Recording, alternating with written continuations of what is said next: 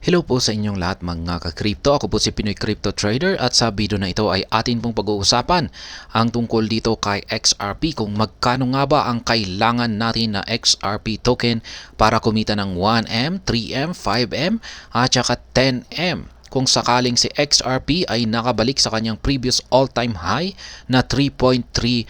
Kaya, ayan.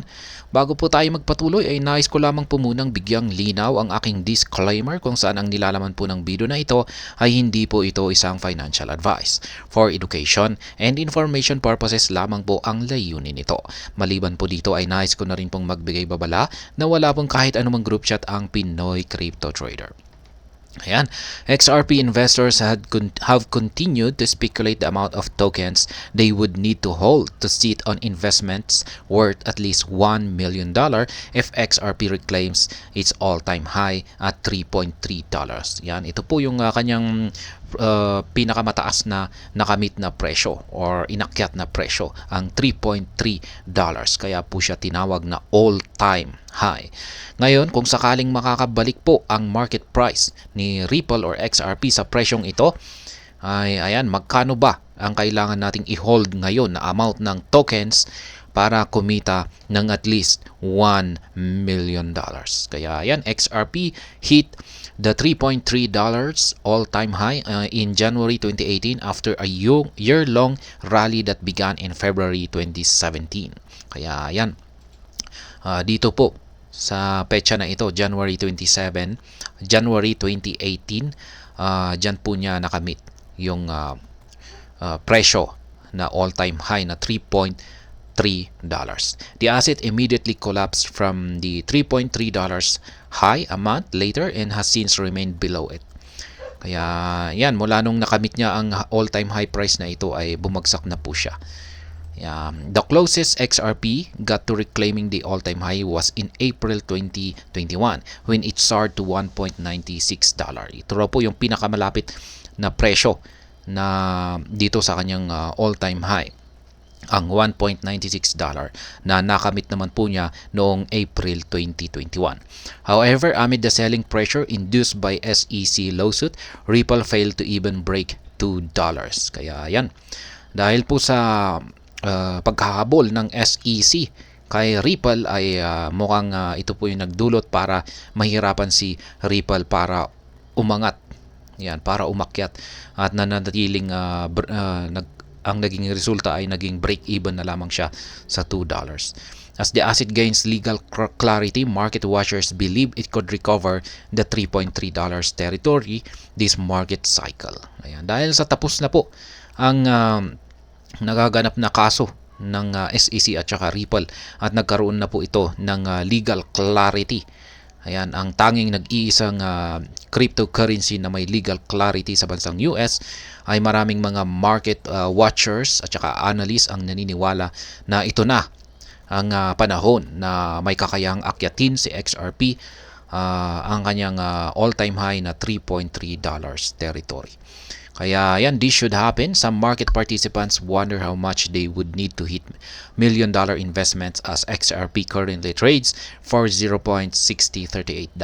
Kaya yan, kung sakaling mangyayari po na akyatin ni XRP ang presyong $3.3 na kanyang previous all-time high, ay maraming mga investors or mga market participants ang gustong malaman kung magkano ang kailangan nilang i-hold na amount ng XRP token para kumita ng at least $1 million sa kanilang investment.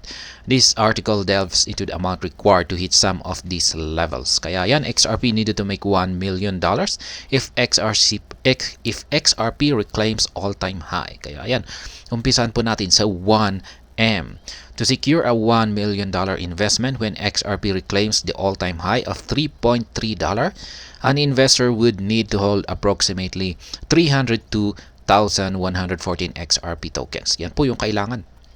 na kung gusto nating kumita ng $1 million kapag umakyat si XRP sa presyong $3.3 ay kailangan po nating mag-hold ngayon ng 302,140 na XRP tokens. Acquiring these tokens at the current price of $0.6038 would amount to an investment of $182,416. Yan po yung kailangan natin na pondo. Yan na para mabili yung amount na tokens na kailangan natin dito. Para mabili yung 302,114 na XRP tokens.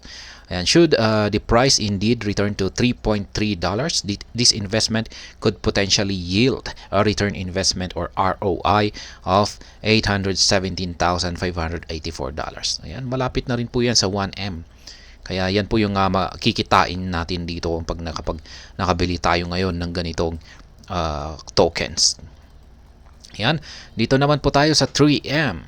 Sabi dito, for a $3 million investment, an investor would require around 906,342 na XRP token. Yan ang gagastusin naman po natin dito or initial investment natin dito ay nasa $547,248. Kaya ayan, kung sakaling nakabalik ang market price ni XRP sa $3.3 ay maglalabas po ito ng kita na nasa 2.4M, $2.4 million. Or to be exact ay $2,452,752. Yan, dito naman po tayo sa 5M. Kapag 5M naman yung ating target, $5 million dollars ang gusto nating kitain dito. Ay, ayan. Ito naman po yung kailangan natin na amount na token na bilhin ngayon. Nasa 1,510,570 na XRP tokens. Ayan, kakailanganin po natin dito na initial investment ay ayan, halos malapit na po sa 1M. $912,081. Yan po ang kailangan nating puhunan dito para mabili ang ganito karaming XRP tokens. At ayan, kung pagsakaling na-hit ni XRP ang presyong $3.3, ito po ay magbibigay sa atin ng kita na $4,087,919. Yan, dito naman po tayo sa 10M. Ayan, 10M na po. Ang laki po nito kung ganyan po yung ating gustong kitain. 10 million investment. Yan, ang requirement naman po para kitain natin ang $10 million sa pag-i-invest dito kay XRP. Kung sakaling nakabalik ang presyo nito sa $3.3 na all-time high, ay ito po. Yan po, ganyan po karami yung kailangan nating i-accumulate ngayon na XRP token. Nasa 3,021,140 na XRP tokens. Kaya, ayan, kung sakaling umakyat ito sa $3.3, magbibigay po ito ng yung halaga po pala, yung halaga ng 3,021,140 na XRP tokens na ito ay nagkakahalaga po ito ngayon ng $1,824,162. Yan po yung puhunan natin dito. Yan, kung sakaling na-hit niya po yung $3.3 na market price ay ayan, dito po siya magbibigay ng ROI or maglalabas ng kita na nasa $8,175,838. Kaya yan, 8 million, malapit na rin po yan sa 10 million. Yan, these estimates provide a look into the potential returns awaiting investments if XRP manages to recover its all-time high at $3.3. However, it's essential to note that the estimate should not serve as an investment advice as it remains unclear if XRP can reclaim the previous all-time high. Yan.